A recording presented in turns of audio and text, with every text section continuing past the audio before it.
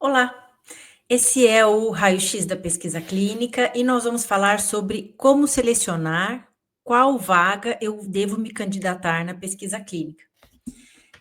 Meu nome é Camille, sou médica, trabalho na pesquisa clínica há 20 anos, já auxiliei diversos profissionais de saúde a encontrarem a sua oportunidade de trabalho na pesquisa clínica e se capacitarem, e sejam muito bem-vindos aqui ao raio-x da pesquisa clínica, que é o nosso espaço, a nossa live semanal em que nós conversamos sobre pesquisa clínica e detalhamos aí aspectos que talvez estejam te atrapalhando a você conquistar a sua primeira oportunidade ou mesmo se desenvolver na pesquisa clínica. E hoje, especificamente, nós vamos falar então sobre, ok, como é que eu faço para selecionar qual vaga eu devo me candidatar? Bom, essa é uma dificuldade encontrada pela grande maioria dos profissionais de saúde que querem justamente migrar para a área da pesquisa clínica. Justamente porque a gente tem um grande número de vagas disponíveis em diversos setores da pesquisa clínica, as pessoas ficam em dúvida sobre qual vaga realmente combina com elas e a qual vaga elas devem se candidatar. Nós vamos falar especificamente sobre isso. E uma coisa que eu já te aconselho, o primeiro conselho que eu te dou aqui nessa live é: não se candidate a todas as vagas que aparecem na sua frente. Isso é contraprodutivo, porque a hora que você faz isso, se candidatando a todas as vagas disponíveis na pesquisa clínica que aparecem, sem trabalhar uma customização do seu currículo, a uma customização para aquela vaga específica, você está disparando um currículo genérico.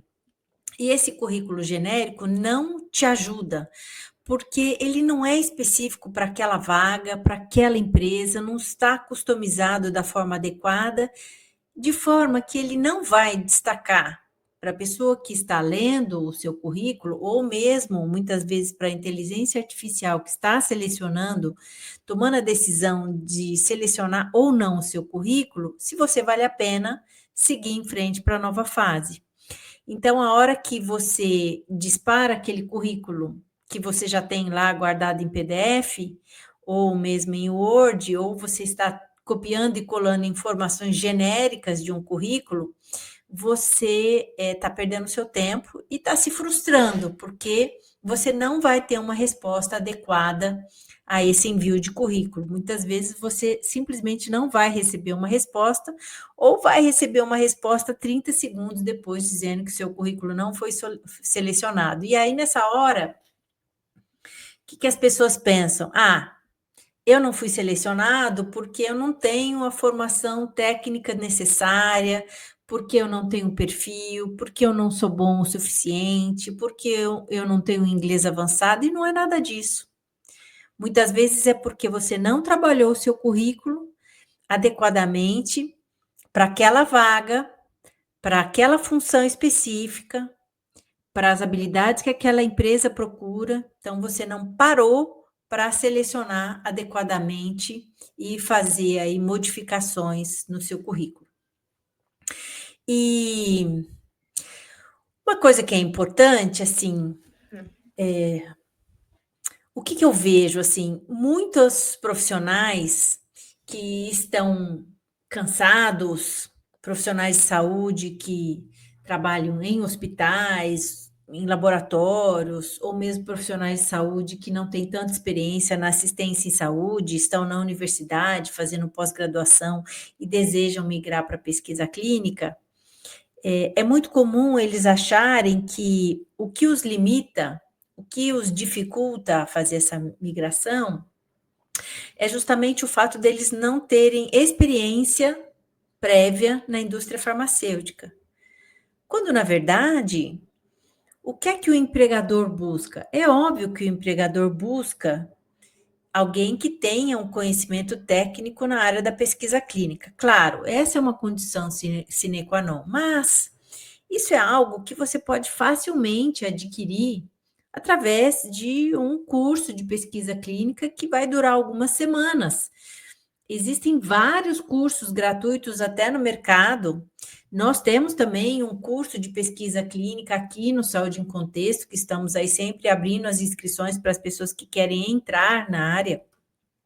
Mas eu já adianto para você que 50% do que vai ser observado, requerido de você, para que você consiga a sua primeira oportunidade na pesquisa clínica, são habilidades técnicas. Existem outros 50% que não são habilidades técnicas, e é exatamente isso que você precisa aprender para que você tenha êxito ao se candidatar a uma vaga na pesquisa clínica. Então, o primeiro aprendizado, o primeiro erro mais comum que as pessoas cometem é justamente pegar aquele currículo genérico e disparar para todas as vagas que aparecem na sua frente. Então, não faça mais isso. Isso é um erro que você está cometendo, que está te trazendo frustração e que está te dando a falsa impressão de que quando você não é selecionado para ir para a próxima fase, é porque você tem uma baixa capacitação técnica ou você é um profissional desinteressante. Não, é você que está se apresentando de uma forma inadequada, sem valorizar os aspectos fortes ou que te fazem um candidato forte para aquela vaga específica. Então, customize o seu currículo para cada vaga. Isso é fundamental. Inclusive, aqui no Saúde em Contexto, a gente tem diversos alunos que estão nesse processo de conseguir conquistar aí a sua primeira vaga, ou mesmo já estão trabalhando na área, já fizeram essa transição de carreira, né? E a gente brinca que não é incomum eles terem 15, 20, até mais, 30 currículos diferentes, contando sobre eles, com uma nova descrição, enfatizando alguma habilidade específica, né? Enfatizando conhecimentos, por exemplo, que ele tem na parte de escrita científica, né? Medical writing, ou então enfatizando a experiência que ele tem, que o candidato tem em relação à submissão ao comitê de ética ou participação em comitê de ética, ou então enfatizando atividades colaborativas de trabalho, ou então enfatizando experiência em alguma área terapêutica específica, né? Porque para cada vaga que você vai mandar o seu currículo, você precisa entender qual é o perfil específico do profissional que está sendo buscado naquela vaga e o perfil valorizado para aquela vaga, olhar para você e falar, certo, quais são as minhas habilidades e conhecimentos que dão match com essa vaga. E não se candidate para vagas que você não tem o perfil, porque você vai perder o seu tempo e isso vai te trazer uma frustração. Então, mas Camille, uma grande dificuldade que eu tenho é selecionar exatamente a qual vaga eu vou me candidatar, porque existem tantas vagas disponíveis e eu não sei exatamente o que faz cada vaga. Eu não sei se eu devo me candidatar a uma vaga de monitor, eu não sei se eu devo me candidatar a uma vaga de assistente de pesquisa clínica, eu não sei se eu devo me candidatar a uma vaga de medical writing ou uma vaga regulatória na pesquisa clínica. E isso é algo que você só vai compreender a hora que você conhecer mais da área, mais da pesquisa clínica, exatamente o que faz cada função, e olhar para você mesmo. O que é que eu gosto de fazer? Eu gosto dessa parte de organização documental, eu gosto de escrever materiais científicos, protocolos, brochuras. Não, eu quero ter uma visão mais completa da gestão de um projeto de pesquisa, então o perfil de assistente de pesquisa vai ser interessante, porque o assistente de pesquisa acompanha vários coordenadores de pesquisa, gerentes de pesquisa, E isso dá uma visão muito completa sobre como que é toda a gestão do projeto de pesquisa, e esse acompanhamento inicial vai te dar a oportunidade de pleitear logo mais para uma vaga de coordenador de pesquisa clínica ou gerente de pesquisa clínica. É, então, essa é uma oportunidade também interessante, ou não. Eu gosto muito da parte de logística, eu gosto muito da parte técnica.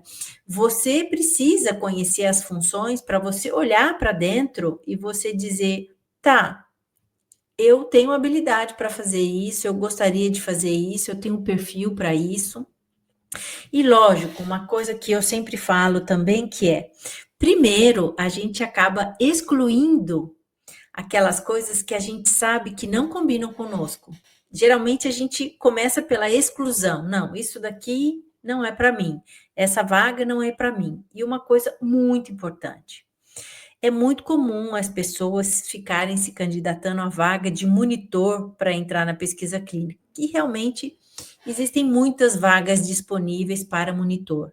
Só que monitor não é uma vaga de entrada na pesquisa clínica.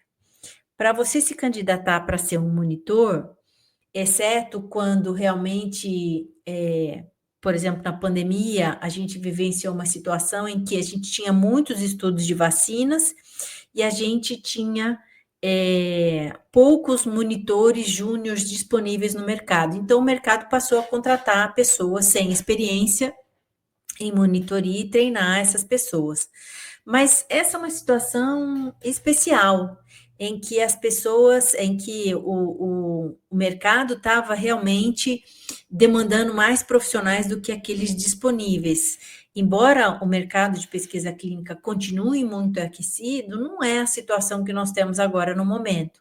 Então, se você quer uma primeira oportunidade de trabalho na pesquisa clínica, no geral, 99% das vezes, a vaga de monitor não é uma vaga de entrada na área a que você deva se candidatar. Bom, mas seguindo, já entendemos que precisamos customizar o nosso currículo para cada perfil de vaga. E se você quer entender mais sobre como customizar o currículo, aqui no canal no YouTube do Saúde em Contexto, você tem na playlist alguns vídeos, né? Na playlist sobre construção de carreira, a gente tem lives falando somente sobre a elaboração do currículo. Então, dê uma olhada aí nesses vídeos. Eu vou deixar, inclusive, aqui na descrição do vídeo, o link para alguns vídeos onde a gente fala só sobre como que você constrói o seu currículo. E nós também acabamos de conversar que, depois de você customizar o seu currículo, você precisa entender quais são as funções, as áreas dentro da pesquisa clínica que combinam com você, com as quais você se vê trabalhando, avalia que seriam áreas interessantes que você teria aí uma boa performance. Nós já vamos voltar nisso daqui a alguns minutinhos. Mas eu também vou deixar aqui na descrição desse vídeo um link para um vídeo onde eu falo exatamente o que faz cada função na pesquisa clínica, para que você conheça as diferentes funções. Lembrando que, eventualmente, a função pode mudar um pouquinho o nome da função de uma empresa para outra. Cada empresa tem títulos para as funções diferentes, mas no frigir dos ovos é a mesma função. E, lógico, a descrição do cargo é que fala exatamente quais são as características da função que o empregador espera.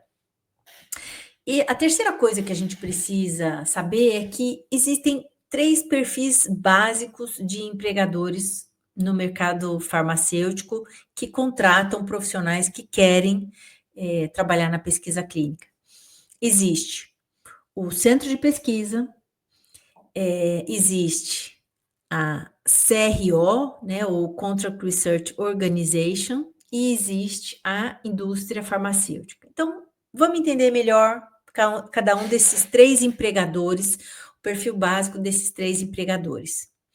Lembrando que o centro de pesquisa seria um elo mais fácil de entrada na área. Por quê? Porque o centro de pesquisa, normalmente, ele executa projetos de pesquisa dele ou de um patrocinador que o contratou para essa finalidade. Então, ele busca os pacientes ou recebe os pacientes, avalia se aqueles pacientes têm perfil para entrar naquele projeto de pesquisa, e se o tiver, todos os critérios de inclusão e nenhum critério de exclusão, o paciente obviamente, existem vários processos envolvidos, mas o paciente é randomizado para participar daquele projeto de pesquisa, para um dos braços do projeto de pesquisa. Então, o centro de pesquisa é um ente participante de um projeto de pesquisa que ele faz a parte operacional da pesquisa clínica. Ele envolve os pacientes nos projetos de pesquisa. Então, esse é o elo, muitas vezes, de entrada na pesquisa clínica, porque ele tem um nível de exigência um pouco menor do que os outros dois entes participantes, né, entes empregadores da pesquisa clínica, que eu vou descrever a seguir. E ele, muitas vezes, busca profissionais que têm os conhecimentos técnicos da pesquisa clínica, mas que não têm tanta experiência na área. Então, por isso que eu sempre falo que é mais fácil entrar pelo centro de pesquisa, como uma primeira experiência de trabalho na área. Certo, mas Camille, como é que eu vou buscar uma vaga no centro de pesquisa? Olha, se você for fazer uma busca, seja no Google, seja em outras ferramentas, seja através do networking, for verificar os centros de pesquisa que estão num raio de 200 quilômetros da sua casa, mesmo que você more no Nordeste do Brasil, você vai encontrar centros de pesquisa que estão a 200 quilômetros da sua casa. E você pode fazer um contato ativo com esses centros. Você pode mandar um e-mail, você pode agendar uma visita presencial, você pode conversar com alguém que conhece pessoas que trabalham naquele centro. E uma coisa que eu ouço muito frequentemente dos centros de pesquisa, né, dos pesquisadores que são os coordenadores aí, que fazem a gestão desse centro, eu tenho muita dificuldade de encontrar profissionais de saúde com uma capacitação mínima para virem trabalhar no centro. Então, existem muitas oportunidades de trabalho em centros de pesquisa. Esteja atento, faça um mapeamento, e esse é o primeiro exercício que eu vou dar para você, faça um mapeamento dos centros de pesquisa que estão num raio de 200 quilômetros da sua casa. E os outros dois empregadores, além do centro de pesquisa, Camille? Bom, existe a CROs, né? Em português, às vezes, a Anvisa utiliza a nomenclatura ORPC, né? Mas que são os Contract Research Organization, que são as empresas prestadoras de serviço na área da pesquisa clínica. Então, essas empresas, elas também fazem a gestão operacional de projetos de pesquisa, que geralmente tem como patrocinador a indústria farmacêutica. Então, o que elas fazem?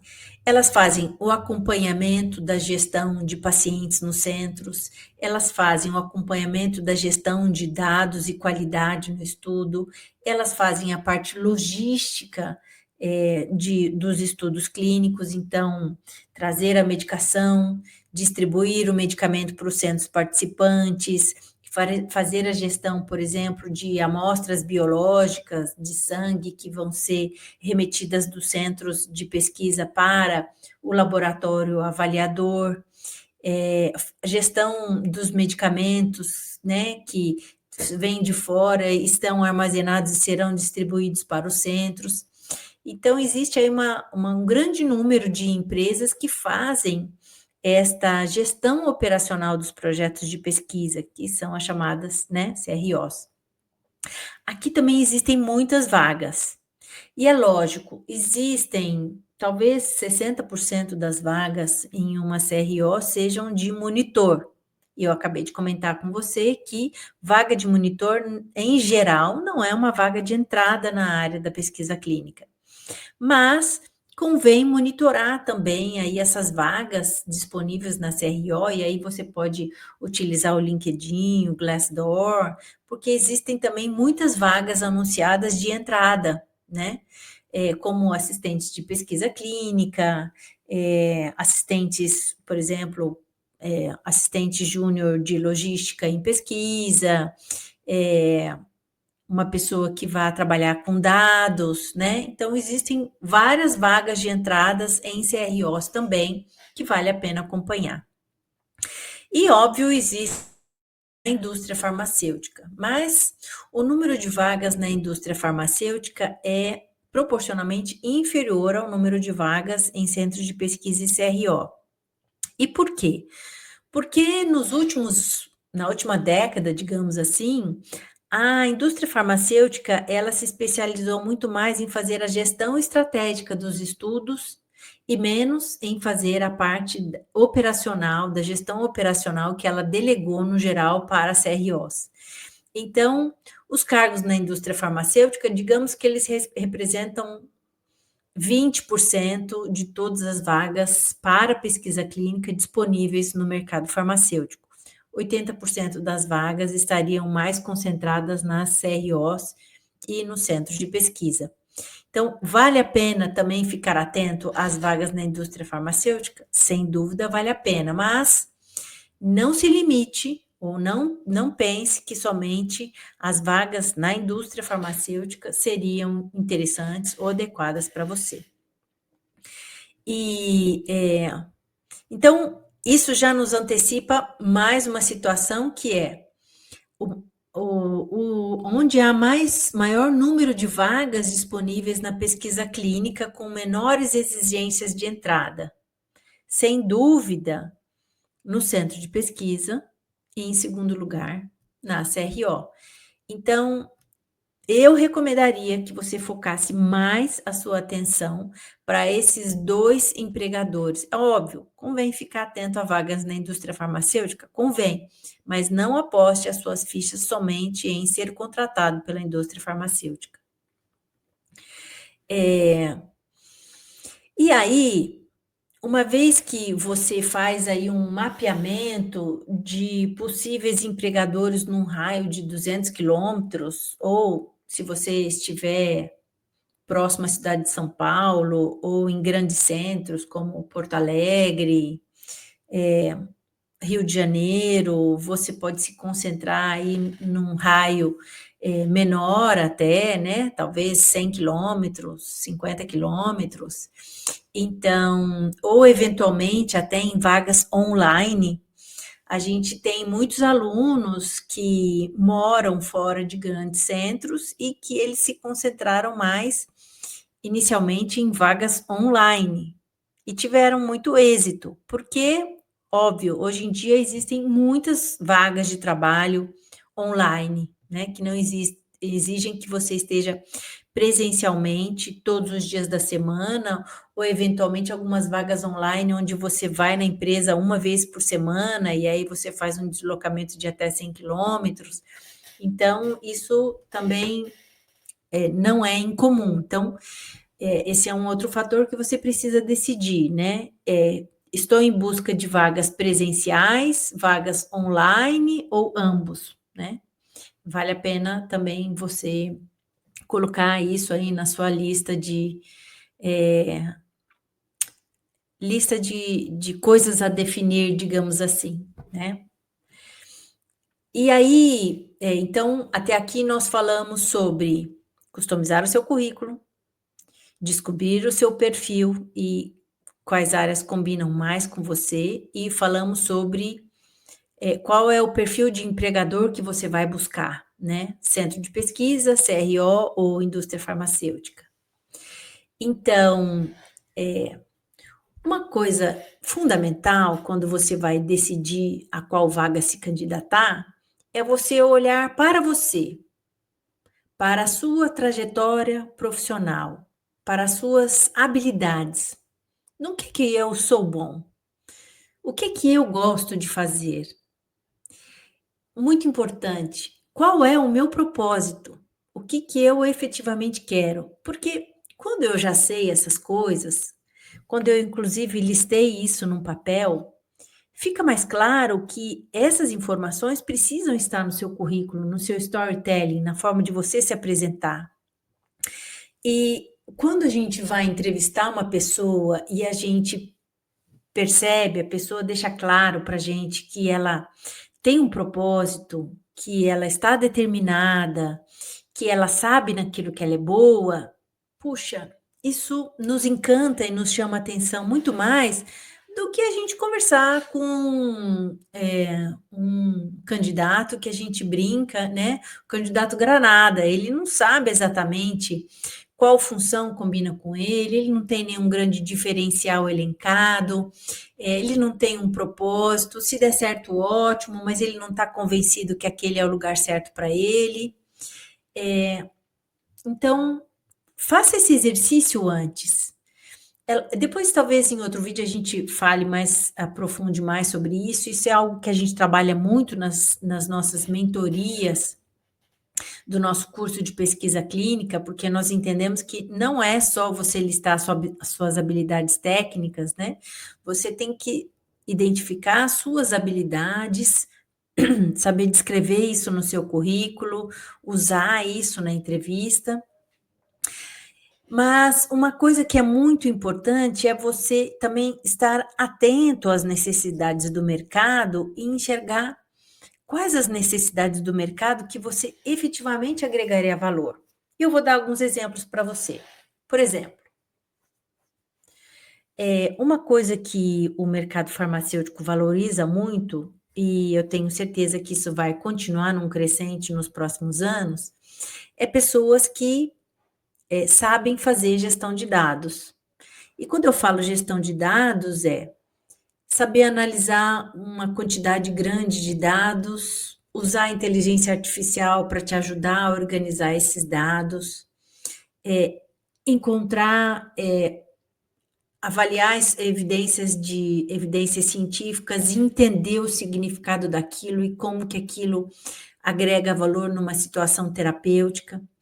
Então, cada vez mais o mercado busca pessoas que saibam interpretar, tirar conclusões sobre dados, fazer um bom uso dessas informações.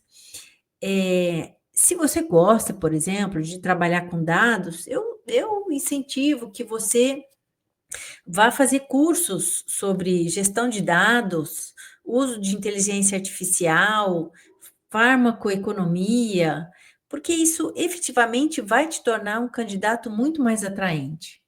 Camille, não, eu não gosto disso, eu gosto mais de trabalhar com documentos, né? Ótimo.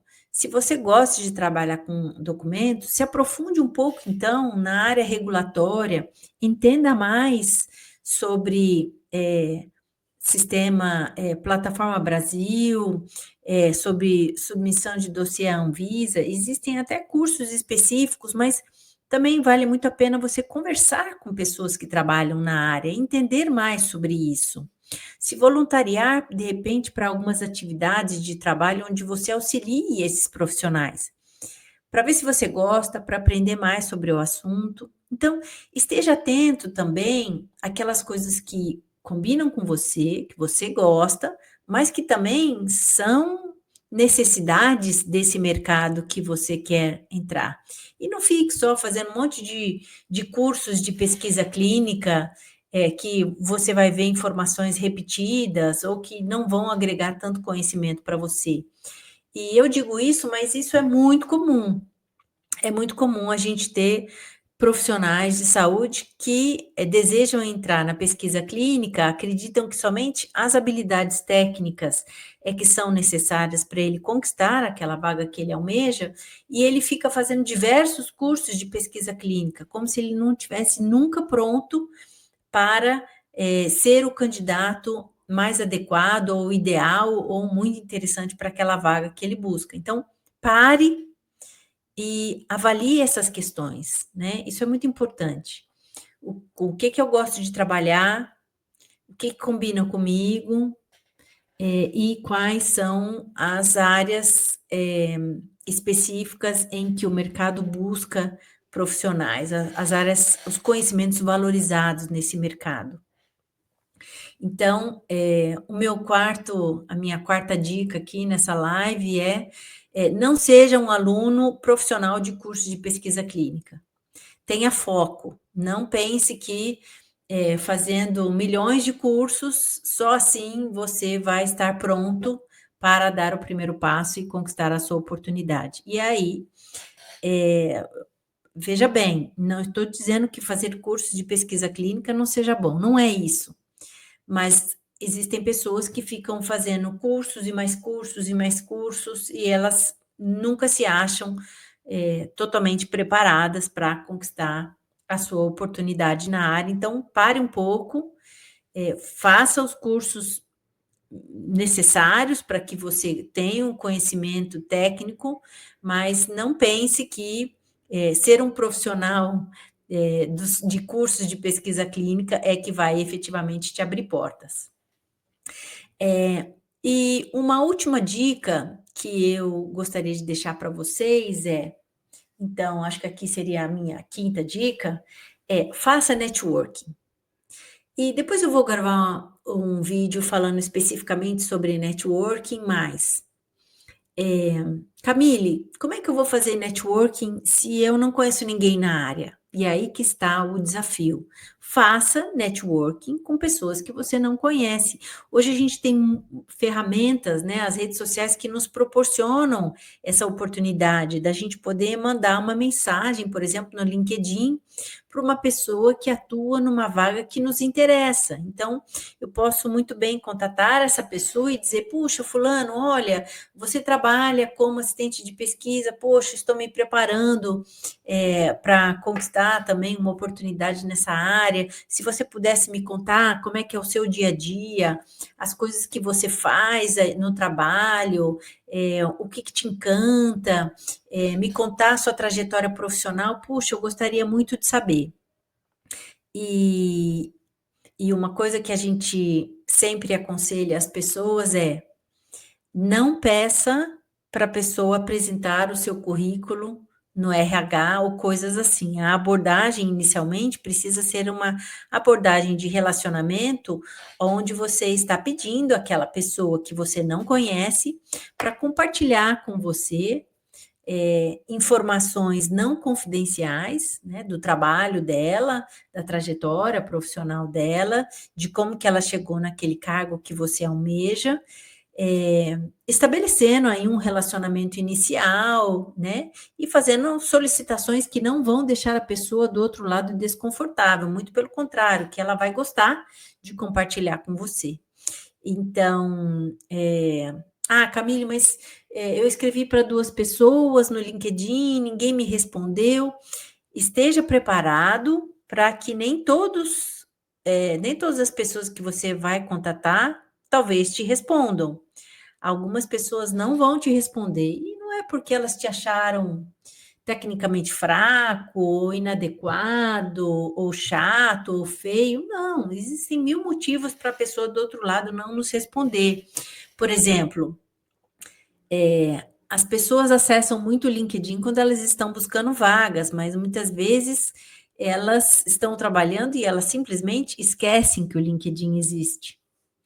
Ou então, elas até viram a sua mensagem, mas elas estão num momento de trabalho muito conturbado, trabalhando demais, com projetos em fases muito críticas, e elas não conseguiram te responder, apesar delas terem visto a sua mensagem e achado a sua mensagem interessante. Ou então, as pessoas estão num momento pessoal complicado, elas estão chateadas com alguma coisa, estão vivenciando um momento profissional, um momento pessoal difícil, e elas não têm muita energia para responder a sua mensagem. Então, existem muitos motivos para a pessoa do outro lado não nos responder. E como lidar com isso? Ora, a gente precisa, se a gente quer conversar com 1, 2 pessoas por semana, então a gente precisa contatar 5, 6 pessoas naquela semana, porque talvez 30% nos respondam. E aí sugere aí uma conversa e novos contatos, e assim a gente vai aumentando a nossa base, né, de pessoas que a gente conhece na área e vai conversando e vai prosperando em relação ao network. Mas depois, numa outra live, eu vou falar especificamente sobre networking e trazer aí dicas para te auxiliar nesse sentido. É, bom, então, como tarefa de casa final, Camille, como é que eu faço para efetivamente selecionar as vagas que eu vou me candidatar para eu conquistar uma primeira oportunidade de trabalho na pesquisa clínica?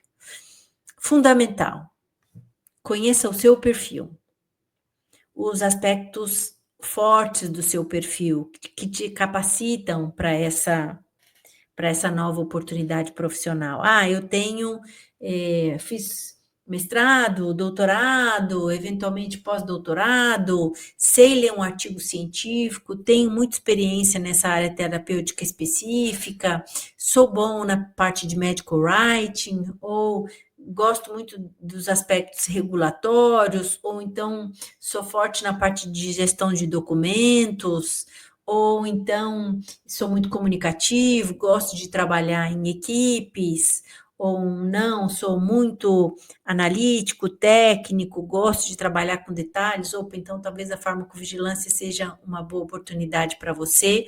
E aí eu vou deixar, como eu falei na descrição aqui, um link para um vídeo que fala melhor sobre especificamente cada uma das áreas.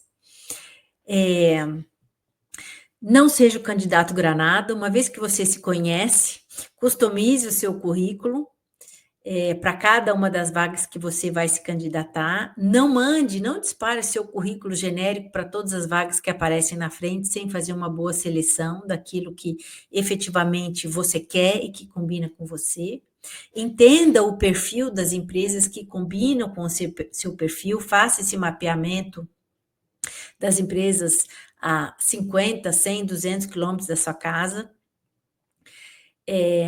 Tem uma lista de empresas-alvo, né? Conheça essas empresas, entre no site, leia sobre elas, leia sobre os valores dela, pense se isso combina com você, converse com pessoas, entenda o ambiente da empresa, né? Algumas empresas parecem lindas por fora, mas elas têm um ambiente tóxico que não vale a pena. E isso você só vai saber conversando com as pessoas, né? Invista em networking, faça networking, isso é fundamental. Então, as pessoas falam, puxa, eu não consigo vaga porque eu mando meu currículo e, na verdade, as vagas é só por indicação, né?